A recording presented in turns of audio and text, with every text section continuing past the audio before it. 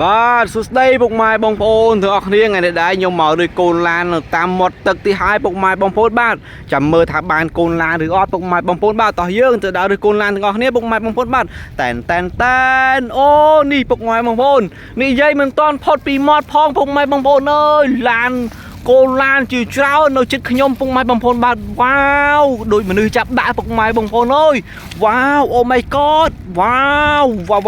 ឥឡូវដាក់ថងពុកម៉ែបងប្អូនបាទយើងមានថងយកមកសគួរសម្រាប់ដាក់ឡានដែរពុកម៉ែបងប្អូនបាទទុកដាក់ឡានពុកម៉ែបងប្អូនវ៉ាវសាខំមែនទេពុកម៉ែបងប្អូនបាទ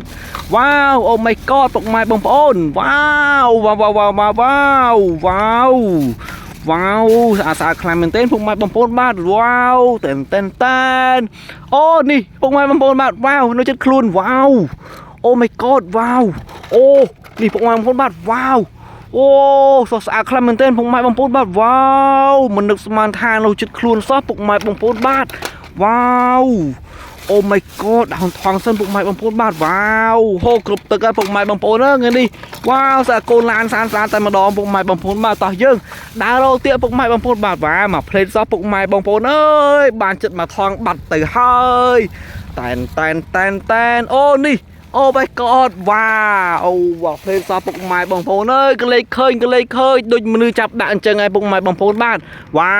វយន្តហោះទៀតវ៉ាវមានយន្តហោះវ៉ាវចិត្តមកថងពុកម៉ែបងប្អូនបាទមកផ្លេតសោះពុកម៉ែបងប្អូនអើយចិត្តមកថងបាត់ទៅហើយបាទនេះមានអាឡានអត់ខ្លួនទៀតហើយអានេះឡានគេហៅឡានឡាប៉ណាំងគេពុកម៉ែបងប្អូនបាទវ៉ាវស្អាតខ្លាំងមែនទែនគ្រប់ទឹកហើយពុកម៉ែបងប្អូនអើយមកផ្លេតសោះបានចិត្តមកថងបាត់ទៅហើយពុកម៉ែបងប្អូនបាទនេះវ៉ាវនេះវ៉ាវនេះពុកម៉ែបងប្អូនបាទវ៉ាវមកផ្លេតសោះពុកម៉ែបងប្អូនបាទនេះមកផ្លេតសោះចិត្តមកថងពុកម៉ែបងប្អូនបាទវ៉ាវនេះសិតតែកូនឡានស្អាតតែម្ដងពុកម៉ែបងប្អូនបាទមិននឹកស្មានថានៅតាមវាស្រែតាមមាត់ទឹកអញ្ចឹងពុកម៉ែបងប្អូនបាទមានកូនឡានដែលគេបោះបង់ចោលច្រើនខ្លាំងនៅស្រាក់នឹងសោះពុកម៉ែបងប្អូនអើយគ្រាន់តែដើរកាត់មាត់ទឹកមកផ្លេតថាដើរមកស្ទូចត្រីដើរមកអីក៏ពិតដើរមកឃើញកូនឡានក៏ឬកូនឡានតែម្ដងទៅពុកម៉ែបងប្អូនអើយបាទវ៉ាវអូ my god វ៉ាវអូនេះពុកម៉ែបងប្អូនបាទអីក៏ហេងយ៉ាងនេះពុកម៉ែបងប្អូនបាទនេះពុកម៉ែបងប្អូនបាទវ៉ាវគ្រាន់តែក្លេកឃើញពុកម៉ែបងប្អូនបាទវ៉ាវមានទីអេសកាទៀតពុកម៉ែបងប្អូនបាទនេះអូសំណាងខ្លាំងណាស់ពុកម៉ែបងប្អូនអើយថ្ងៃនេះថែមមកស្ទូចត្រីពុកម៉ែបងប្អូនបាទមានណាពុកម៉ែបងប្អូនបាទឃើញសិតតែកូនឡាននៅគៀនទឹកពុកម៉ែបងប្អូនបាទនេះមកផ្លេតសោះពុកម៉ែអើយពុកម៉ែបងប្អូនអើយនេះពុកម៉ែបងប្អូនបាទនេះទឹកវ៉ាវ